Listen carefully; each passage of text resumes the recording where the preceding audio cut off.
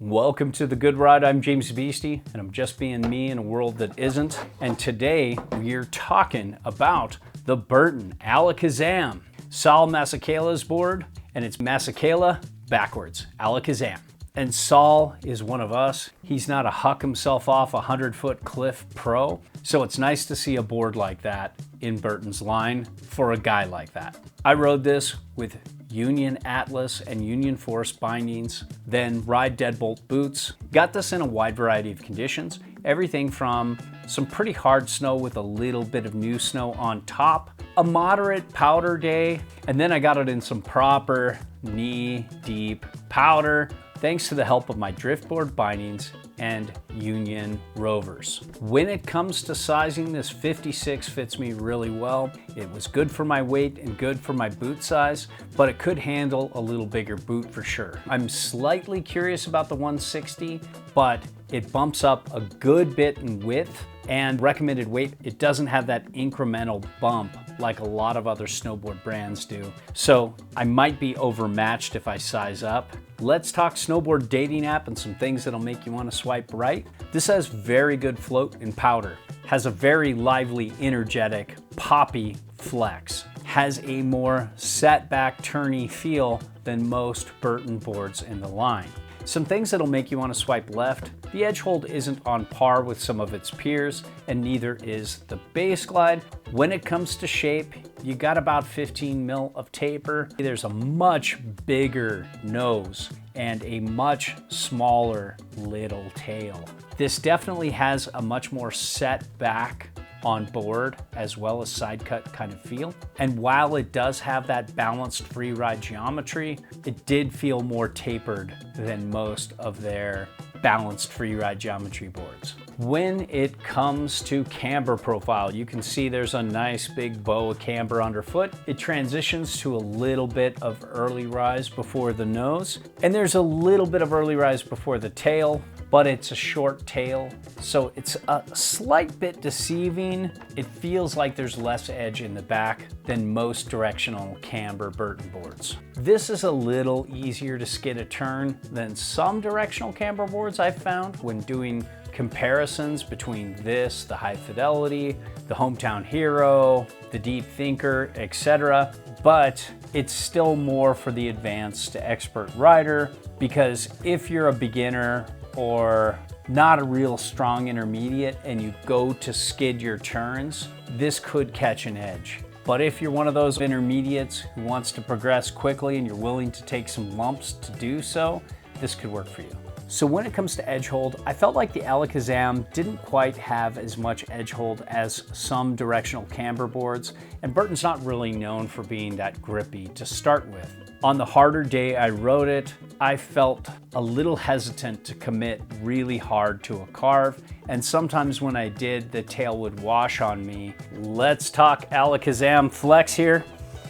You can see there's a medium stiff flex, almost on the medium side. It's a good bit stiffer between the feet, and if you go down here to the tail, there's a little more give in the tail, and it seems to be a little easier to butter than you would think. At least it was for me. The nose is softer, and overall, it's got a very dynamic, poppy flex to it. I found it was pretty easy for me to access this pop. It ollied really well. I could butter on the nose and tail pretty easy as well too. When it comes to getting the Alekasam in uneven snow, this is a little on the lighter, poppier side of the construction spectrum. It wasn't like those ultralight, ultra poppy boards out there, but it definitely was on the chattery side, especially in hard, micro bumpy snow. If you want to point it, it'll go straight if you need to, but it's not really the kind of board you get for that. This is a board for people more like me who like to be turning most of the time.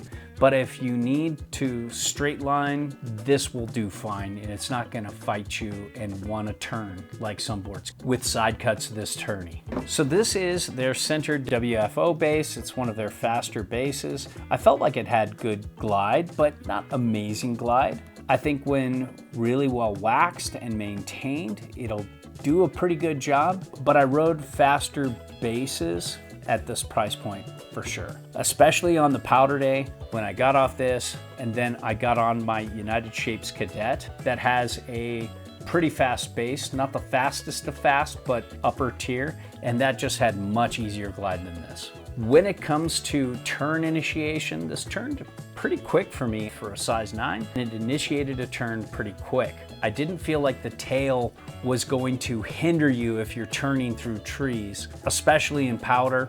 If I had to turn through moguls, I'd be fine with this.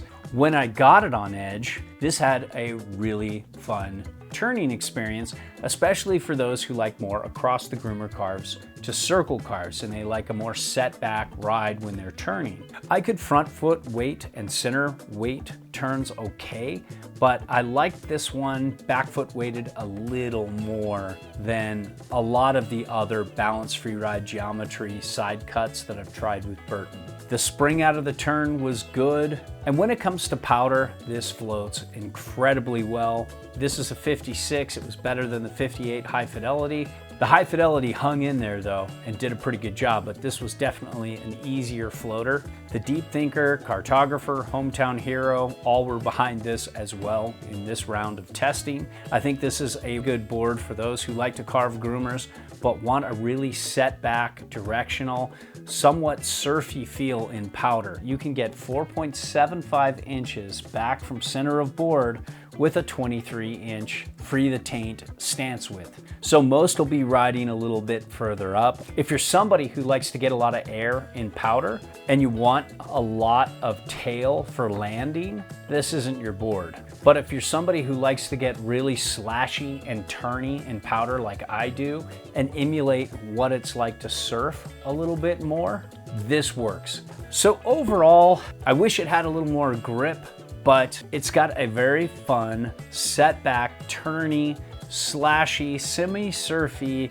kind of ride, but it doesn't go full-on snow surf. You still feel like you're on a snowboard. It's still stance angle agnostic. You can ride this any way you please, and it definitely sits apart from most of the family tree boards.